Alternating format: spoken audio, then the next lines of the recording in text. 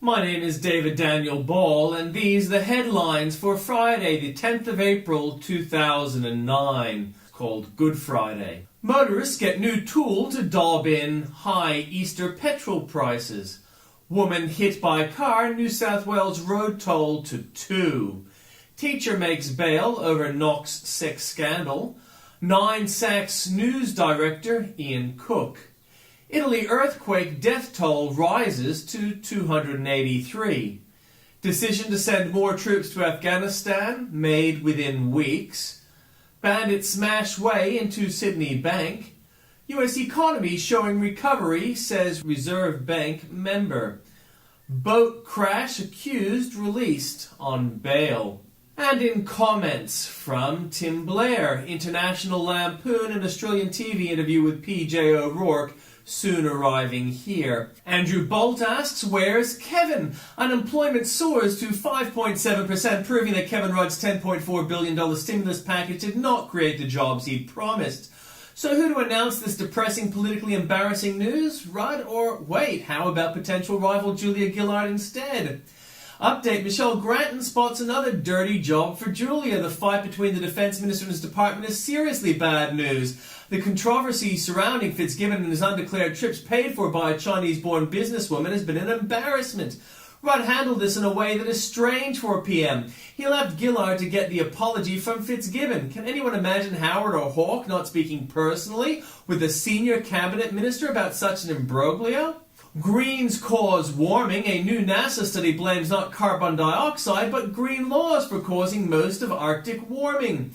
Could you live on $32 a day with more willing workers losing their jobs? This will indeed be a problem that can only be fixed by the money Rudd's already spent.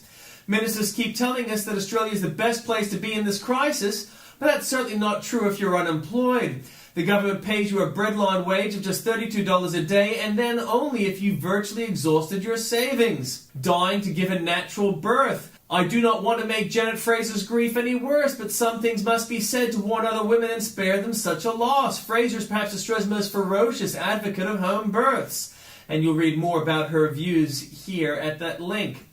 The good war looks like the Vietnam one. 10 of our soldiers already dead and 2 more wounded last weekend. Afghanistan, not Iraq, is most likely to be our new Vietnam.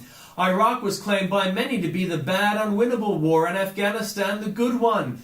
But Iraq, after just 6 years, is all but over. Just 9 coalition soldiers were killed in accidents or hostile action in January, the lowest monthly total since the war started in 2003. More for you there at the link. Economists discover Rudd's debts must be repaid. No Labour politician, that is. John Quiggin canvasses what no politician is yet prepared to acknowledge, that the consequences of bigger government is higher taxation.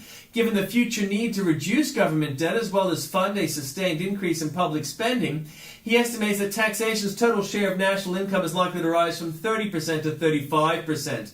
Astonished I am, but the tragedy is that Quiggin truly is saying something that few people have either considered or admitted. And an update, Kevin Rudd is still astonishingly lucky in his press coverage. See how Michelle Grattan rebels against drawing the logical, utterly damning conclusion about Rudd when even those very close to Rudd are finding him wearing and short on emotional intelligence. The government has been forced to abort its election plan for a broadband scheme that would have cost $10 to $12 billion because it says the global crisis means none of the tenders delivered value for money.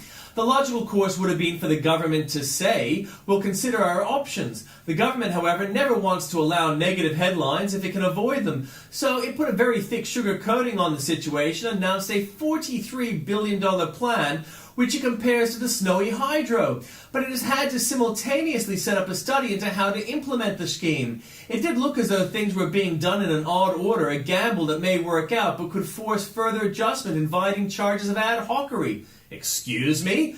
This did look as though things were being done in an odd order? This is a gamble that may work out? This merely inviting charges of ad hocery? For God's sake, the man has little discussion, just bet $43 billion. More than $2,000 for every man, woman and child on a grand scheme that experts say won't work, and for which he has not even commissioned a business plan. And this is waved away as a gamble that may well work out, something that is merely inviting the criticism that Grattan refuses to mount against something so reckless, so ill-considered and so potentially ruinous. If the Liberals advanced such a wild scheme on such a trust-me basis, would Grattan have waved that through too? But would he appoint a Jewish woman to Riyadh? The president who bows to the Saudi king has trouble treating America's friends with the same cringing respect. Now this, the Vatican has quietly rejected at least 3 of President Obama's candidates to serve as U.S. ambassador to the Holy See because they support abortion. Stereotyping is bad, but who's to blame when you can guess the rest? British police acted to stop a major terrorist plot by arresting 12... What cold, what measurements? 3 scientists, all global warming believers, went to the Arctic to measure how bad the warming was. The next problem was that they were nearly frozen to death by a cold they didn't expect. The next problem is that they may not be measuring anything at all. Bolt reprimanded from the Herald Sun's weekly summary of readers' complaints. I'm disgusted by the line, save the planet, kill a pensioner. If we don't save the planet, there won't be any pensioners left.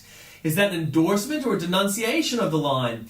It's the cures that will kill us. If it's not the global warming that scares me, but the cures and the madmen who propose them. The president's new science advisor said Wednesday that global warming is so dire, the Obama administration is discussing radical technology to cool Earth's air.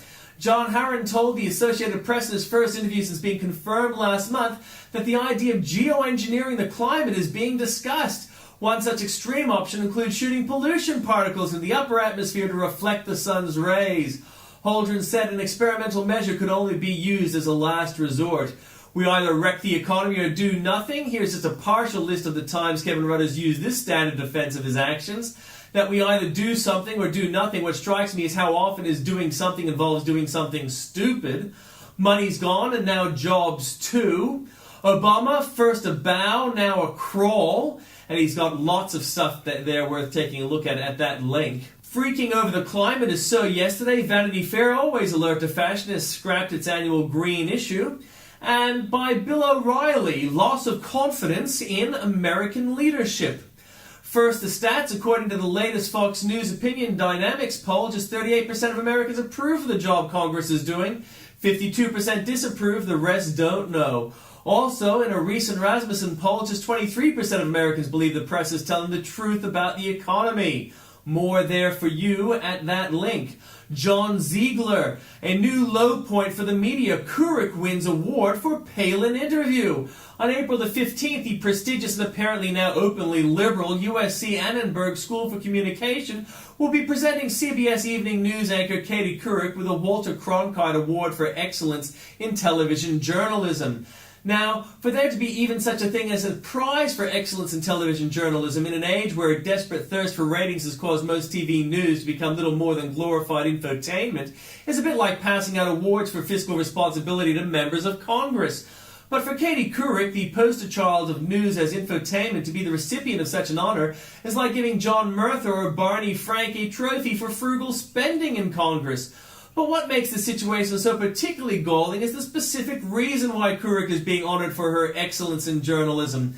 Couric is being presented with the award for special achievement for national impact on the 2008 election campaign. What was it that Couric did that was so special? The judges singled her out solely for her extraordinary, persistent and detailed multi-part interviews with Republican vice presidential candidate Sarah Palin. Of course, there's no disputing the fact that the perception created by Couric's interview and ensuing media and entertainment coverage of it clearly had an enormous impact on the 2008 presidential election. But this is the kind of achievement that journalism is supposed to be honoring? If it is, should the award really go to Tina Fey? And is there any doubt that if Couric asked Palin the same questions and she had been viewed as performing well, or if one of her softball interviews with Barack Obama had brought down his candidacy, that there would be no awards for her from the USC or anyone else of note? It is obvious that Couric is just being rewarded for the political result of her interview. The shooting down of a conservative superstar just in time to save the Obama campaign. It's not about journalism at all, but even that the truth is not the most outrageous aspect of this absurdity. What's even more absurd is that not only shouldn't Couric be getting rewarded for a Palin interview, if we lived in a world where journalistic standards still mattered at all, she would have been roundly condemned for it. And lastly, a few pictures for you to remind you of what Good Friday is all about.